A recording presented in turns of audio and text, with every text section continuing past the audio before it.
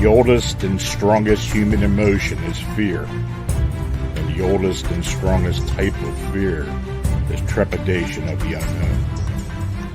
When we were children, our parents told us that monsters didn't exist. But we were sure that something was lurking under the bed or in the closet. Fear sees, even if our eyes are closed. Welcome to the realm of the Arcane. My name is Lon Strickler. Join me as I examine unexplained creatures, strange manifestations, and remarkable realities. Imagine this next hour as a voyage of discovery to strange lands, seeking not for new territory, but for new knowledge of the supernatural. Come on board as we begin this adventure together. Folks, good evening and welcome to another episode of Arcane Radio, where we explore the unexplained live on Beyond Explanation. I'm your host, Lon Strickler, coming to you within a cannon shot of historic Gettysburg, Pennsylvania. Thanks for joining us. So, once again, Arcane Radio and Beyond Explanation channel is made possible by you liking, subscribing, and sharing our programming. Super chat donations are essential for us to continue offering you our unique content, and your consideration is very much needed and appreciated. Now, tonight, if you're in the chat room, please feel free to ask questions of the guest and myself, and we will try to answer them as best as possible. So tonight, I welcome Phantoms and Monsters Fortean research investigator Manuel Navarette to Arcane Radio. Now, Manuel is the founder and curator of UFOs Clearinghouse and an active paranormal investigator. He is currently one of the chief investigators of the Chicago Lake Michigan Mothman phenomenon, along with Tobias Whalen and myself. UFO Clearinghouse is a website dedicated and committed to providing the most up-to-date information on recent UFO sightings, reported alien abductions, and cryptid sightings. Emmanuel is a longtime colleague and member of Phantoms and Monsters Fortean research team. You can find the full Phantoms and Monsters Fortean research team and affiliate researchers at cryptidhunters.org. So, Emmanuel, thanks again for joining me this evening. Oh, pleasure to be here. So, once again, we are getting sightings out of Chicago. And, it's almost like when the weather turns, this thing starts. So, since the report came directly to you, why don't you tell everybody about what you had just received this week? Well, I got a sighting report the other day. Finally got to talk to her today. So I haven't even finished updating the website. But this young lady and a pair of her friends were out for an evening walk. They walk along the Lakefront trail. They were rounding about the museum campus, which in Chicago is the area that includes the Field Museum, the Adler Planetarium, the Shed Aquarium. And then across the street from there would be Soldier Field, and then from there is Grant Park and Buckingham Fountain. If you're from Chicago, you more or less know what I'm talking about. But the trail runs around the whole area, and she had said that she was taking the path that was going along the backside of the Shed Aquarium. Now, this is a path that's kind of elevated. Can go around the whole back end of the Shed Aquarium. You can look through. You can see the pools where they have the dolphins and the beluga whales and everything. And then there's another part that's a little lower. That's the actual lakefront. It's the jetties that are right up on the buttressed up onto the lakefront itself. And as they were walking, she said she saw something about 15 to 20 feet in front of her, and she thought it was just somebody taking a rest, catching their breath or something while either walking or jogging. But as she got closer, she noticed that it was not leaned up against the railing. It was actually perched up on the railing. Now, if you notice area, you know that there, from the railing down to the lakefront, it's about 15 to 20 feet. So being perched up there is just, recipe for disaster. Um, but she says they got closer. This thing, she noticed it was solid black, and it turned, and she saw what looked like a pair of red eyes. And she noticed that it had a pair of wings that were fixed to its back. Um, she said they had stopped dead in their tracks, and it kind of started making a chirping sound at them, followed by a very loud screech. Um, at this point, it started flapping its wings and took off into the air. About this time it started doing this, she heard a scream, and it was coming from a trio of women coming in the opposite direction that they were. This thing took off into the air and was gone. Started flying toward the area of Navy Pier, out over the open water. They stood there. Like she said, they tried to catch their breath, kind of see if this thing was going to try to come back, kind of process the whole thing. They talked to the other witnesses that were coming, asking if they had seen this. And they said, yeah, they said that they sat around for about 5 minutes. And after which they continued on their walk and then just headed home. Um, Now, this young lady is, she's in her 30s, professional, has lived in that area for about 10 years in the loop. Um, and she says she has gone she's taken the same route with her friends on weekly walks, 3, 4 times a week.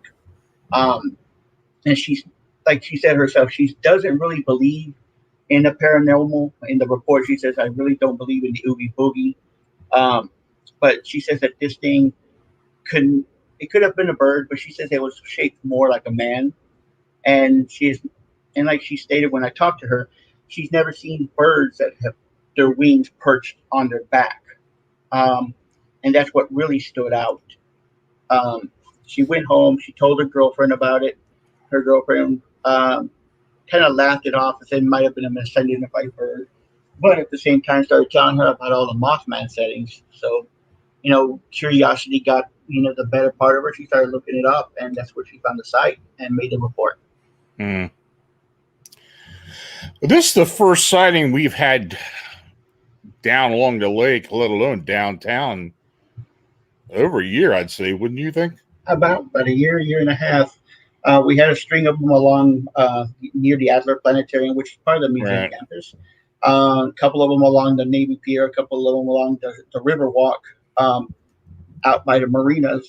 But it's been, quite a while since we've had one. Most of them have been centered out toward the airport, which we've had recent ones out at the airport. But it's the first time we've had them, that close to the lakefront. So why don't you tell us about the latest sightings out at O'Hare? I think we've had two of them within the last month. Yes. And of course, we had that dragon report over there at Portage Park, which is about 2 miles east of O'Hare. Had you heard it? Had you heard anything about any follow up on that dragon report? None whatsoever. I've been out to that area, and it is a very residential area. I mean, it's your typical Chicago, suburb neighborhood. It's most of the parking's on the street and alleyways. But we drove around there thinking like, what could we see? And nothing out of the ordinary. A lot of trees, so it kind of rules out, for me at least, it rules out that it could have been like a kite. Because there are a lot of wires in that area, in that block. There's, a junction of telephone and electrical wires. So, and a lot of trees, a lot of big trees. So, in my mind, that kind of rules out the possibility. Not saying that it could be a kite, but as far as anything, coming out of that area, nothing since then. What really surprised me is that he said it was more dragon-like. Than winged humanoid, which is kind of like a strange mix to this whole thing. But of course, we had that recent photo that came out that people were saying looked like a dragon, and so we never know. We might have a new player in the game as far as that area, but as far as the reports out of Chicago O'Hare, we've had two. Let me go back to the first one, though. The first one was made by a airport employee. The gentleman um, was a shuttle bus driver, and if you've ever been on Ota Air, you've seen the little white buses going everywhere. Those are the shuttles that take you to and from the different places. And he was near the new parking terminal that they built. They expanded the monorail and that huge parking area. That's where all most of the rental companies are out in this new area. And you see, it's a terminus for all the buses. You will, in a given day and night, you'll see 2 dozen buses just sitting around because they come, they stop. That's kind of like the end of the line, and they'll go back on their route again. Um, he was staged there. He said he had wandered away from the bus to take a smoke break when he saw a large owl fly over the top of the building and disappear behind the parking garage. He said it was about 30 to 40 feet off the ground when he saw it fly over, but it made no sound and it looked like a giant black thing with very large wings. He said he saw it for all of 2 or 3 seconds as it flew overhead and over the building out of sight. He didn't see it again, even when he drove around the side of the building as he was headed out. The interesting thing was I had a long talk with the gentleman via telephone, and we talked about this incident. And the thing that really stuck out about it was that he was told by his supervisors, directly that this all it was a misidentified large bird, and that he should not speak to anyone else about these sightings. Um, and he says they were very adamant about that. Do not speak to anybody else about the sightings. He thought that it was maybe a large bird, but he was not certain because he's seen large birds. You know, there's all sorts of wildlife at the airport um, that you see out there. But he says that the wingspan easily was 15 to 20 feet by his estimates Mm. in width from tip to tip. And this thing was easily the size of a human being. Um, that he had seen that larger than any bird he had ever seen. But, he really he didn't want to really elaborate because he was, worried about his job. He was a long term employee there. He didn't want to, really go into any more depth. Wanted to stay anonymous about it because he's like he said, they were pretty adamant about, please do not talk to anybody about this. And these are by the supervisors, there. The second one that happened was about, I just want to say about a week or so later. Um, and the funny thing was where you see the terminus where it's at, you can look directly to where the second sighting happened. This happened at the building that houses the City of Chicago Department of Aviation.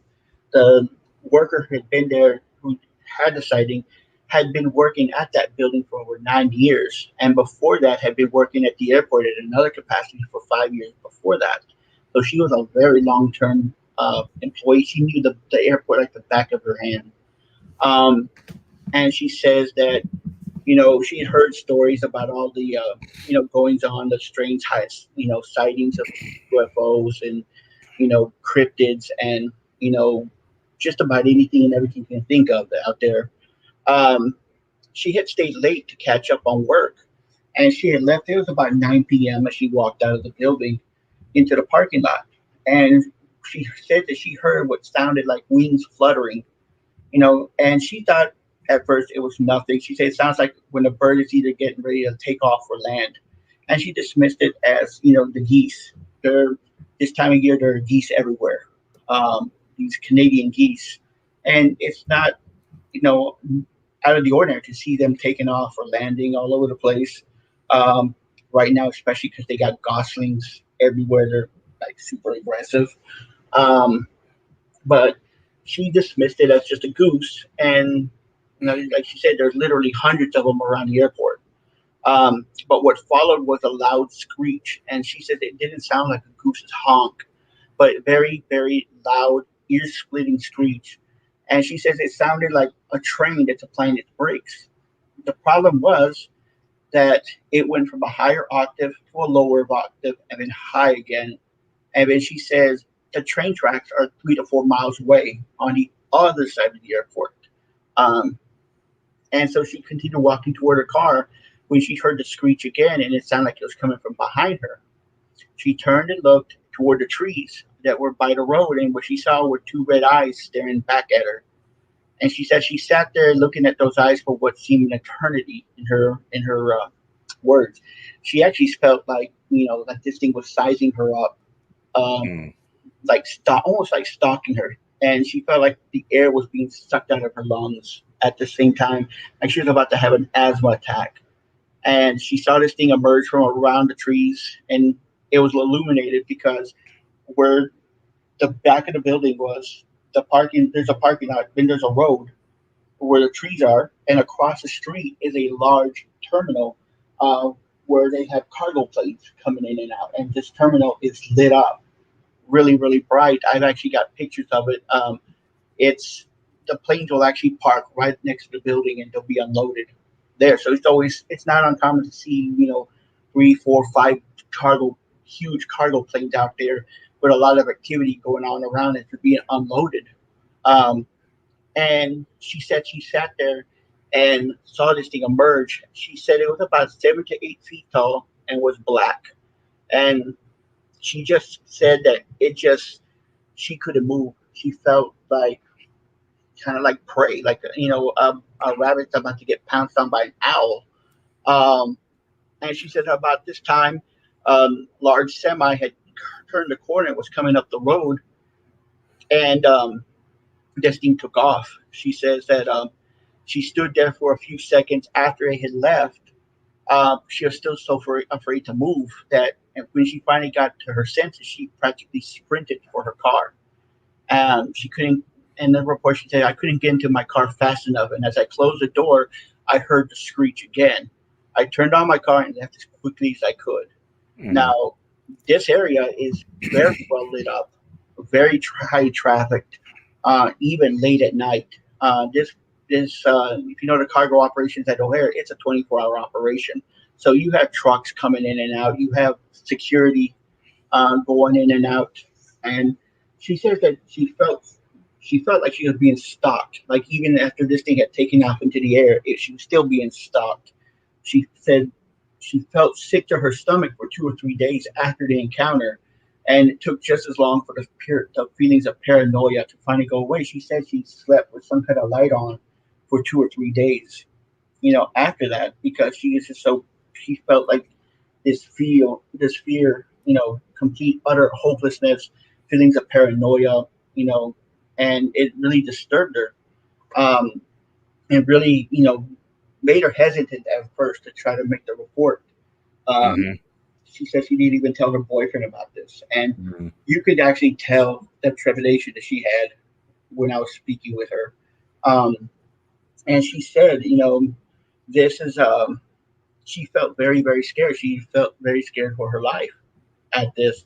And I asked her, are you sure it couldn't be um, train tracks or train brakes, or it could have been a truck? And she said, no, I'm used to those sounds. Hmm. I know what those sounds sound like, and I know for a fact that where the train tracks are located. They are located on the other side of the airport, by the secondary cargo area. Um, and she says that when this thing took off, it had about a 10-foot wingspan that she could estimate, but it was gone in a matter of seconds. 1 or 2 seconds after it took off, it was gone. Um, so, yeah, that's the second one. Well, once again, we're getting witnesses who are sticking to their guns on stories, not embellishing on the initial sighting report. And, I think we're in for a long summer. I'll be honest with you. Yeah. Um, which is fine with me. The thing is how many people aren't reporting. Now, of course, we know that the folks that are running the airport are very wary about these sighting reports, and they're telling people to stay away from us for the most part. Mhm. Most of the people who I have talked to within the airport, and I have a few people I keep in touch with, keep telling me that I guess the company policy is just to say it's a large owl. And I just wonder how many people they're discouraging from contacting us. One of these individuals who I have been talking to is a supervisor for one of the airlines. She actually is in charge of the luggage crews and those folks loading the planes up. And she's telling me that people are talking to her all the time. And she's hearing all kinds of stuff. Now I got to get back with her. Last time I talked to her was, I don't know, maybe around the holidays. So I got to see and get in contact with her. I know her brother because her brother is an attorney locally. So, this, of course, it's all speculation to us where these things are coming from. Now, I'm pretty sure your overall thoughts are very similar to mine, that this may very well be some type of interdimensional being or something coming through some type of portal. What do you think on that? I really do think it is. I mean, I'm kind of split between, portal or something being summoned. Yeah. Chicago has a very rich, occult and, pagan history. And I've seen a lot of, you can see the signs, Mm. where people have, made marks on the wall or something like that. But it's, you know, the Chicago area is also very rich in ley lines. Um, Mm-hmm. there are quite a lot of ley lines in the city, Mm-hmm. especially in the city proper. Many of the streets are supposedly built on ley lines. Um, so it could be very easily for something to pop up. O'Hare has a very rich history when it comes to, the paranormal, UFOs, cryptids, aliens, actual sightings of aliens. Um, it goes far beyond. Everyone knows about the O'Hare incident from a few years ago where all the airport saw, employees saw it, but you know all you got to do is do a little bit of search and you'll see that that's just the tip of the iceberg. Um, and there's just so many tunnels in and around the Chicago area, in and around the airport. There are, you know, places that are really wild out there.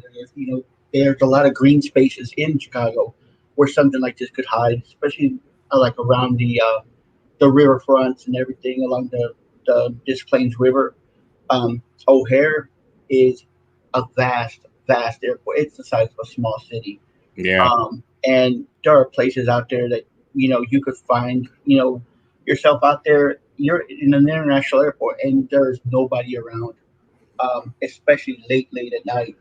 Um, so, yeah, I think I'm kind of drawn between the fact that it could be, a cult based, maybe a summoned creature, or maybe even, something that was, you know, um, that popped through on a portal. My hope is eventually somebody's going to open up and get us a security photograph or something, especially out at the airport. Hmm. Uh, you got to think that something has shown up on one of the security cameras out there. That's why I'm trying to keep connections with people, within the airport as much as possible, even security people. Of course, they don't want their names used, and I don't blame them. But I'm just hoping one of these days we can get a photograph of some type. But in the meantime, you're right. I mean, that whole area out there, especially on the northeastern part of the airport. There just seems to be a lot of reports coming from that area and into Rosemont. I don't know exactly what it is, but it seems like that area up there, and then further south into the cargo areas, just seem to be the hot spots. You know, I still think there's something to do with that cemetery there. I think if there's a portal, that would be the place that it would show up at. This is just all speculation on my part, but you know, as many times as we heard about Bigfoot, upright canine, spirit activity, all kinds of crazy phenomena occurring in and around cemeteries, and for the fact that there's an actual cemetery inside the airport property. I kind of believe that there's some connection there. Of course, we had the UFO sighting and something being, ascended up into the UFO at that cemetery, as well as some humanoid sightings other than winged humanoids. So I don't know. I mean, what are your thoughts on that? Well, I mean, if you've been out to Rest Haven Cemetery, I've been out there like around 11 o'clock at night, and even though there is a very large facility directly across the street from this place, the main entrance to the where the semis and everything that go through is a block and a half down the street. So when you get there, it is it's dark. It's very, very, you're very much alone out there. And it's on a dead end street of all places. So there's no cross traffic. You have to be going to the cemetery to get out there. And I've gone out there, at night, but it's also a great place to get airport security getting called on you to come and get checked out. But it's very alone. It's a very kind of wild place in the middle of an international airport. Because 100 yards over the fence line is an active runway, and you will see planes taxiing toward the FedEx facility because they're going to the backside of the facility, and these are 747 cargo jets, and just 150 yards from this cemetery. But this place, you get out there, and it's actually really spooky at night because even though there's an airport, there's all sorts of activity. There's a huge processing facility across the street. It's dead silent out there. Many of those graves are, close to 100, if not over 100 years old. And just think of all the things. And just in that, I say within a mile of that place, there have been UFO sightings. There have been alien gray sightings. We had the one gentleman who was at the facility, not even a quarter of a mile down the road from there, who watched the gray just sounder across the parking lot. And he tried to run up on thinking it was a lost child, only to be confronted with an alien gray. And he said that he says it got into his mind, and it just made him freeze. And then it took off faster than he'd ever seen. He said that I think it reports that he put Usain Bolt to shame at the speed that he took off. We have seen right there at that facility a UFO with, like I said, something being ascended up into it. Winged. The FedEx facilities had tons of winged sightings. We've had the one gentleman who's an airport employee who said that he has seen multiple extraterrestrials on the airport grounds along the fence lines. He says that they'll sit there and watch them along the fence line, or they'll sit there. He'll see them moving. They've seen winged humanoid activity. This gentleman has said it was an ongoing thing. He says that everybody there they've gotten kind of I want to say used to it, but he says that no one really. He says he doesn't know if it's part of their whole mystique, whether they've made it so that no one notices them, or maybe he's the only one noticing. But they are really, he says that they're out there. It's almost commonplace. Yeah, I'm looking at the map right now. And folks, if you're interested in looking at the Chicago Lake Michigan winged humanoid encounter map, if you go to famsandmonsters.com and search for the link there, it'll take you right there. I had just put up the 124th sighting that we feel is legitimate up on that map with this sighting we talked about earlier. I just did a head count. I mean, we've had 16 sightings in and around O'Hara. And I guess that started in October of 2019 when we started getting reports out. Of course, we had a report in Rosemont as well. We got about 4 or 5 other ones out there. So for whatever reason, I mean, it's just bizarre. I found out something as well. Maybe you knew about this, having lived in Chicago for a long time now. There used to be another cemetery out there. Yeah, there was for a long time, and then it was moved when they started doing the expansions. Yeah. To the airport, and the only reason no one's touched this one is because A, it's on the historic registry, it can't be touched, and number two, it's in a little area where it's out of the way. There's already a lot because on just behind it, because if on the other side of the fence are they have these big blast protectors there that are used to deflect, like if a plane turns right there in that vicinity, it deflects the blast of the engines upwards, so it's not going over it. But yeah, there was for the longest time another cemetery there, and it got moved. And I remember the the whole scandal about that, because the city of, I believe, Elk Grove Village was trying to fight it to be not be moved, but then it got moved because, of course, they're expanding the airport out, and making it quite larger. But yeah, there's a lot of wild things that have gone on at that airport. We've had, wow, wow.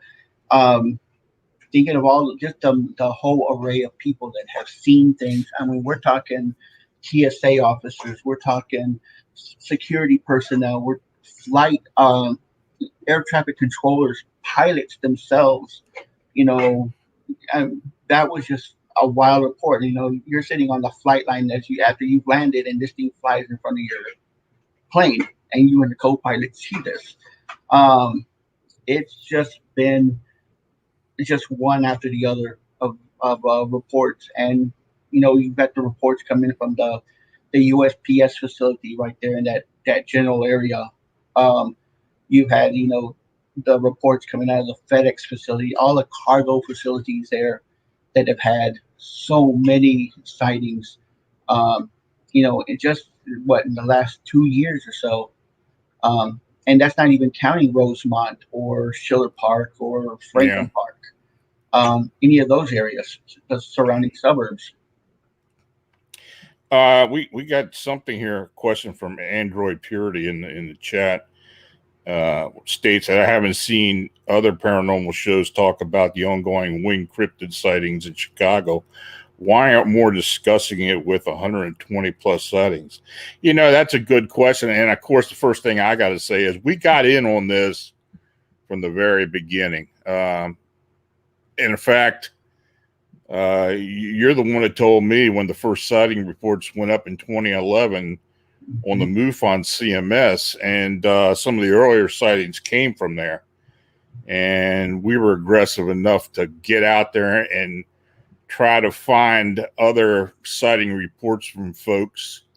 So when all this started up again in the early spring of 2017, of course there were other sightings coming from MUFON first of all, but then you were able to find one of the witnesses at the Oz Park sighting, and we have been getting, I would say, 98 to 99% of the sighting reports between you, myself, and Tobias.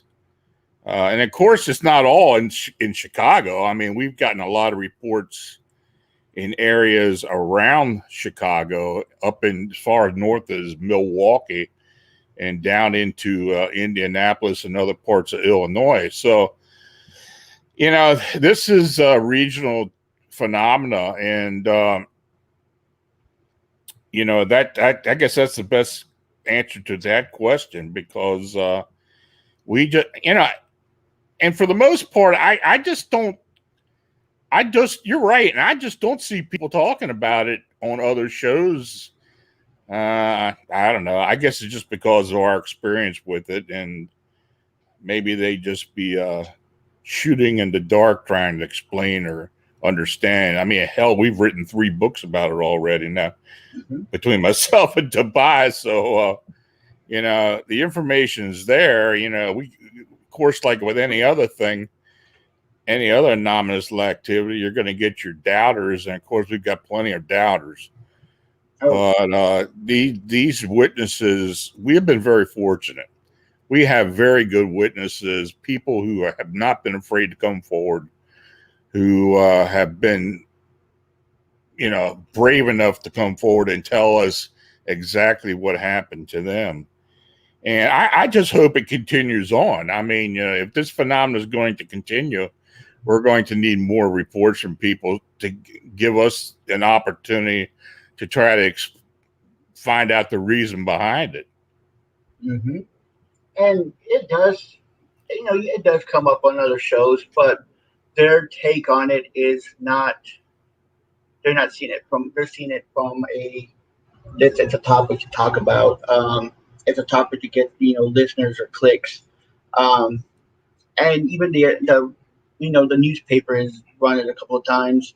A couple of documentaries have gone up about it, but you got to see that there are a lot of doubters.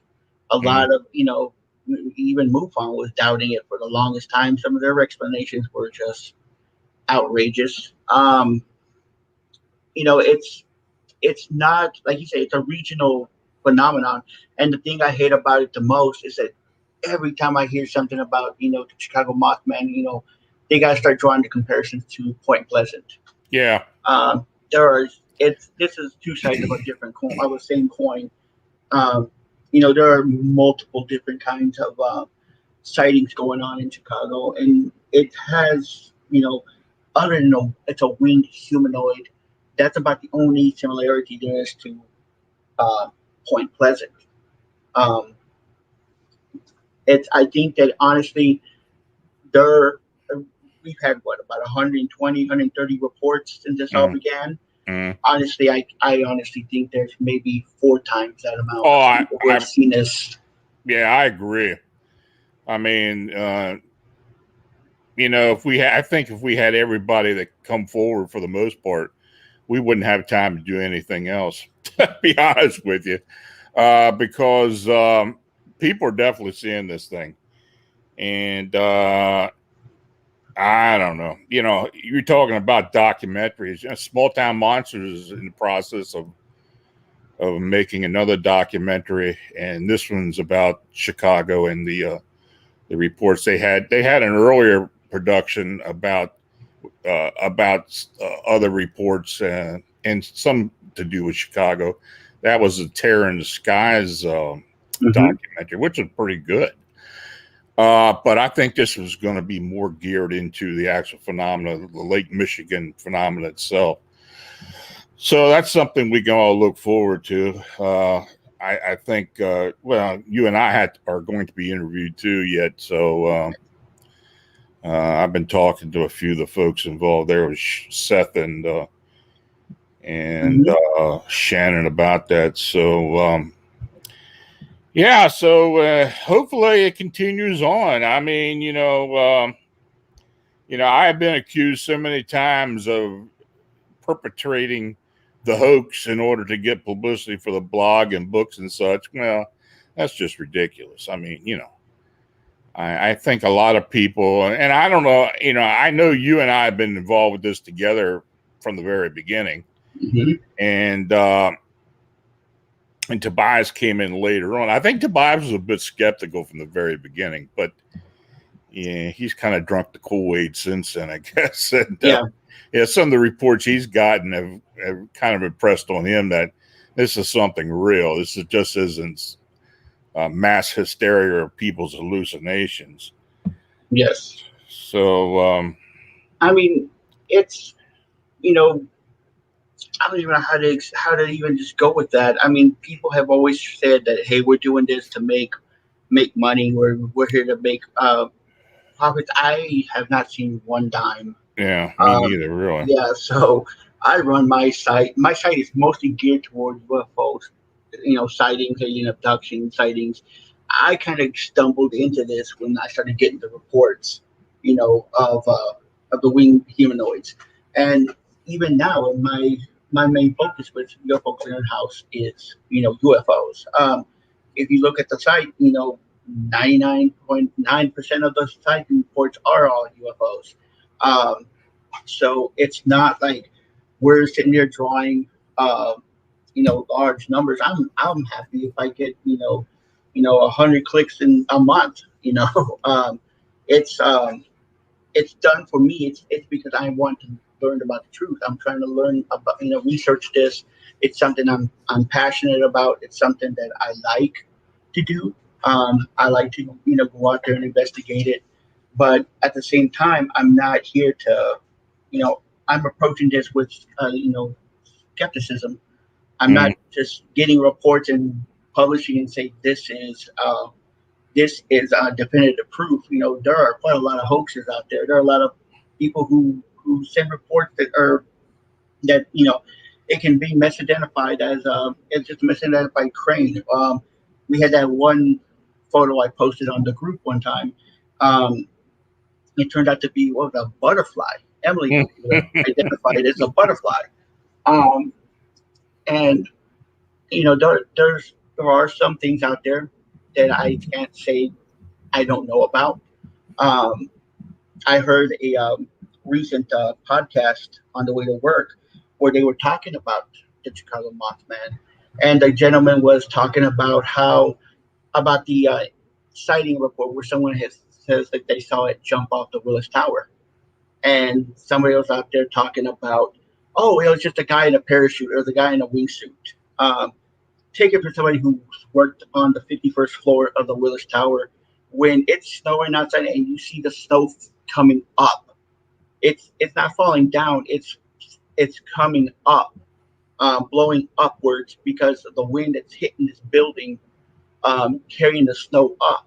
There's Mm. just no way somebody's dumb enough um, to get up to the top of this building. First off, through the security measures that you go through. I had to go through 2 checkpoints just to get up to my office when I worked up there, and that was 2 security checkpoints where I had to take my backpack off, take my wallet out, everything, put it through an X-ray machine. You're not going to get past security guards. There was a parachute or a wingsuit on. And even if you did, you are going to either get slammed back up into the building or you're going to die very shortly when. Yeah, they don't call Chicago the Windy City for no reason. I mean, Oh, yes, exactly. I got another question here about Real Truth. Who does your artwork on Phantoms and Monsters? The artwork that I post up there, for the most part, comes from fans of the site. I mean, people who are actual artists and will make stuff voluntarily for the group or for the website. So yeah, that's where most of that stuff comes from. Also, I got another question from Nancy Malcolm. Do people think that this Mothman or winged humanoids is a bad luck sign? Of course, this all goes back to the Point Pleasant Harbinger thing with the Silver Bridge collapse back in December '67. I don't buy into that Harbinger thing. I've heard a lot of things that people would say after the disaster. Oh yeah, well we saw this winged humanoid or Mothman or all that. I don't believe that, and of course, since we've been doing all this, I really don't know of any anything bad or anything disastrous happening in Chicago that we could tie that into. Of course, if we did, we'd definitely be reporting it. So I just don't think there's any correlation there. Yeah, and I believe the same thing. I don't buy into the whole harbinger of doom. I mean, yes, there are reports that that it was seen at Chernobyl, it was seen at Fukushima, it was seen in Minneapolis before the bridge collapse. I believe it was even seen at before 9/11. Um, but that could just be coincidence. Um, I live in the suburbs of Chicago, and I've seen nothing. Yeah, we have the shootings, the carjackings. That's everyday life in Chicago. Um, it's nothing really disastrous has happened, and these things have been seen. Wow, since 2015, when the first well no, it was 2011 when we started seeing the words around the University of Chicago were the first ones that came along. Um, so it's you know nothing has really happened. I don't really buy into the whole um, harbinger doom, and I think that does tie directly back again to Point Pleasant, Yeah, West Virginia. yeah. Um, Now, I just wanted to mention, folks in the chat, if you got a question or you want to make a donation, please feel free to do so. We will try to answer your questions. Here's your chance to, if you got any questions about the phenomena in Chicago or even UFOs, we're going to talk about that, and we will answer your questions. Yeah, speaking of UFOs, and of course that's your bread and butter, not really mine, but I'm kind of interested in the phenomena, but not like you and maybe Butch. What do you make of this whole UFO government disclosure thing? Do you believe, like I do, that we're being spoon fed this information, or is just something to quell the masses? I honestly think it's something to spoon feed the masses. I mean, why would you want to come out during this? Honestly, this is something that's been happening for thousands of years. We've only had the modern UFO era since I believe it was Ken Arnold who saw it Yeah, from Mount Rainier. Um, but I mean, come on, back in biblical times, prehistoric times, how many ancient artworks depict rockets or men with suits or even grays? Um, a lot of the cave work that's in France that was discovered has a lot of creatures that look like grays. A lot of mm, hieroglyphics have things that look like grays. Um, honestly, I don't. I I think that they're just trying to maybe barely scratch the surface. There are so many things that the government does not tell us, and you know, and I believe part of it is yeah, you don't want to have an uncontrolled breakdown of society because I mean for the most part humans are we think we're the center of the universe. Imagine how that's going to go when we find out we're not. Um, but there are so many things out there um, that have been seen. The military's been seeing UFOs since and I want to say the Revolutionary War. There are reports of lights in the sky. mm-hmm, Think of the World War II Foo Fighters. mm, Um, think of you know a good example would be the Iranian incident where they sent a MiG after one of these and the MiG never came back. Um, there are reports of soldiers seen flying humanoids in Vietnam during the Vietnam War. Um, there are so many things out there that I think that they're just trying to, quell the masses in a way. Um, I was kind of surprised, really, to see Obama actually get on there and talk about it. Really, really surprised. That stopped me dead in my tracks. But um, honestly, I think they're spoon feeding us because I can only imagine how many hundreds, if not thousands, of hours that the military must have of flight recordings that might have UFOs. Look at this one from the Navy.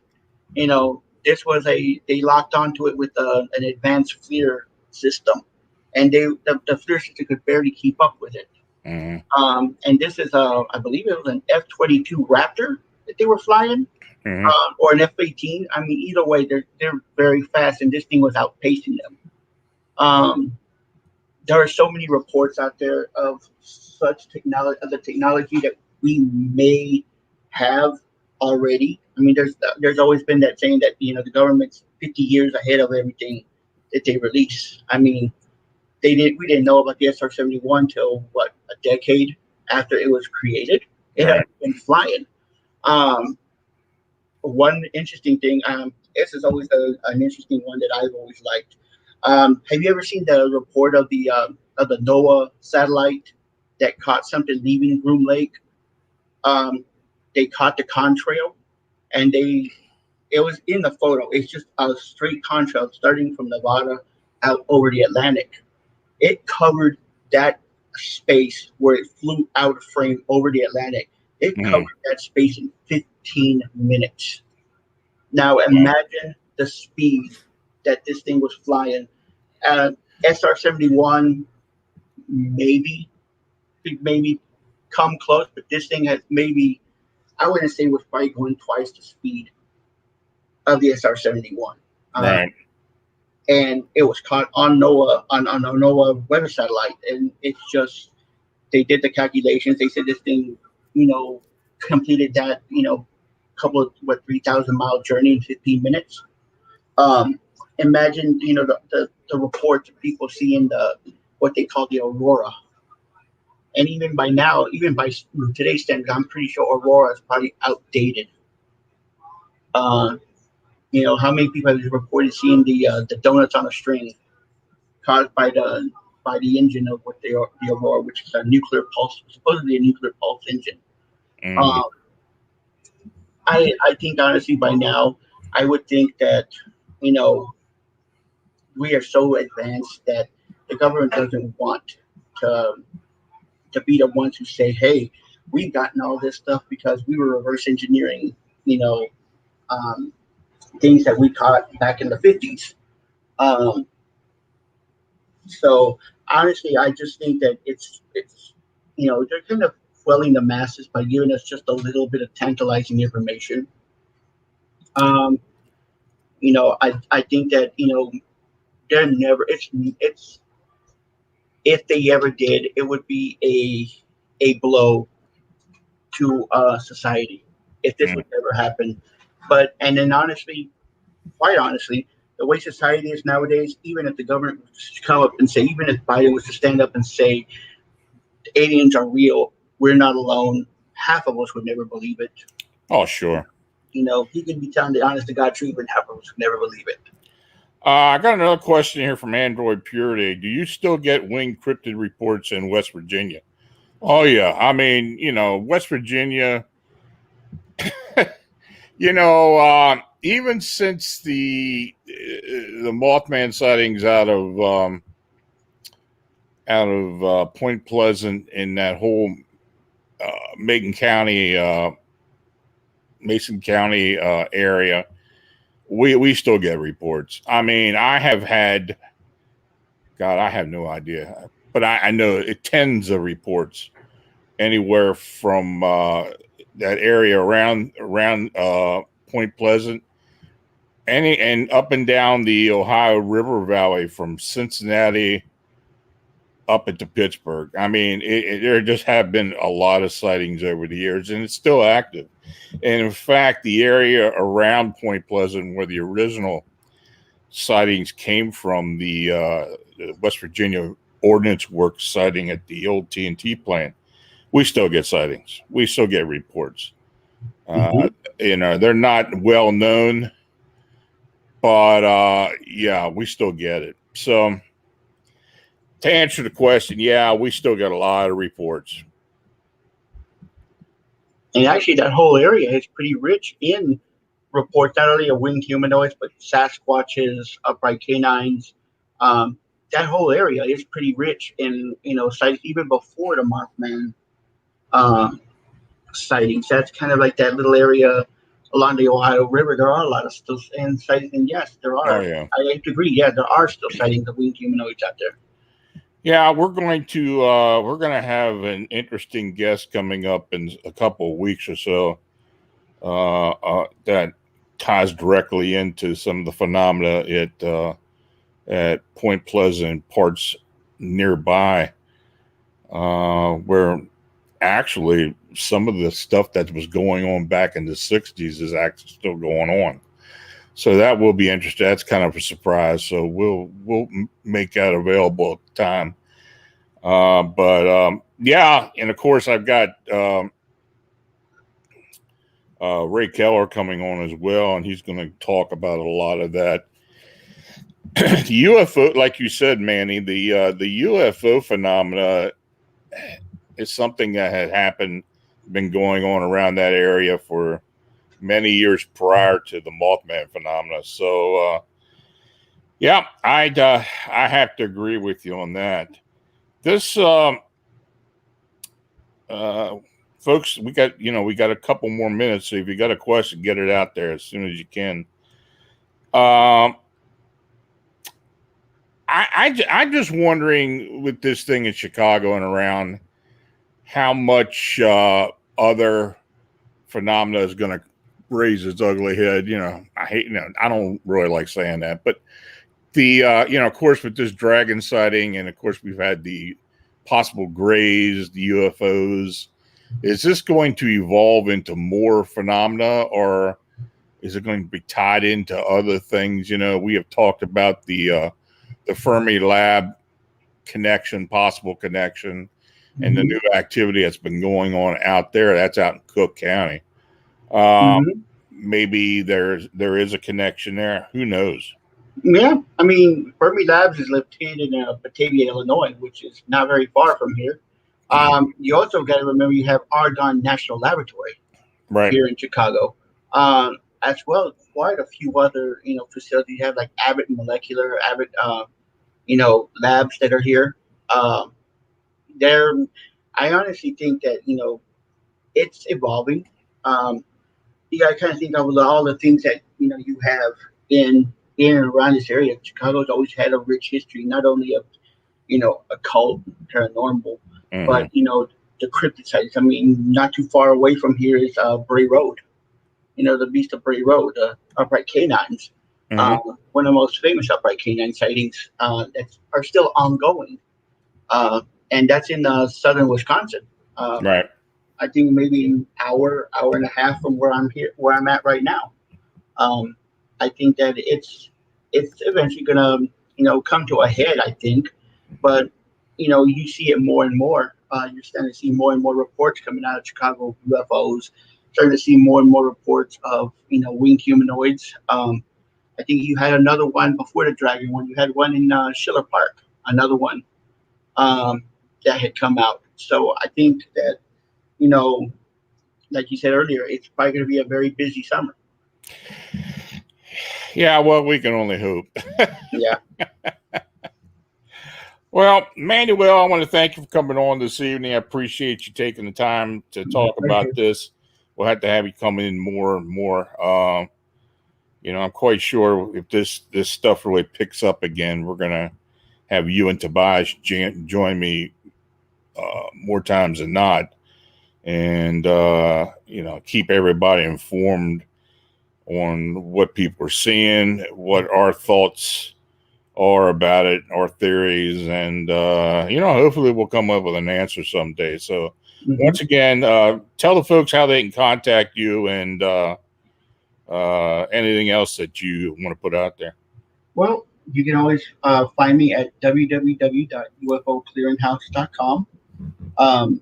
There are reports posted, I say, about every other day or so. As soon as I can get to them, I'm usually really busy with work. On Facebook, I'm Manuel Navarette. And you can also find, I have a UFO Clearinghouse page on, or UFO Clearinghouse group on Facebook. And I have also just started a new page for the Chicago Mothman and winged humanoid sightings, where we'll be going more into discussion you know, from a scientific point of view, physics, scientific point of view about the Mothman.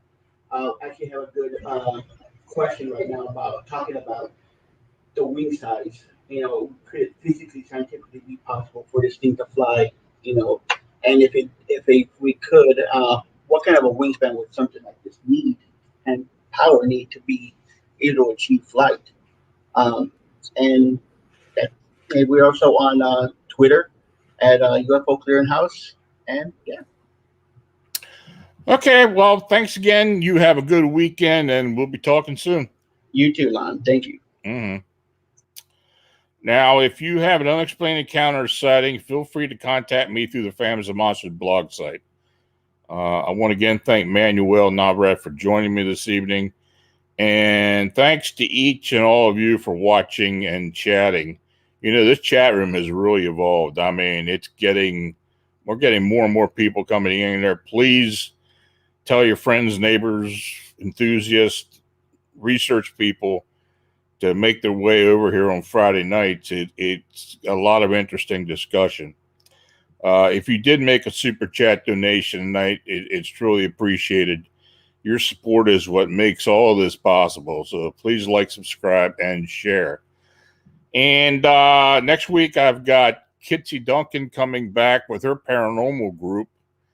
And that should be very interesting. She's involved with a production now.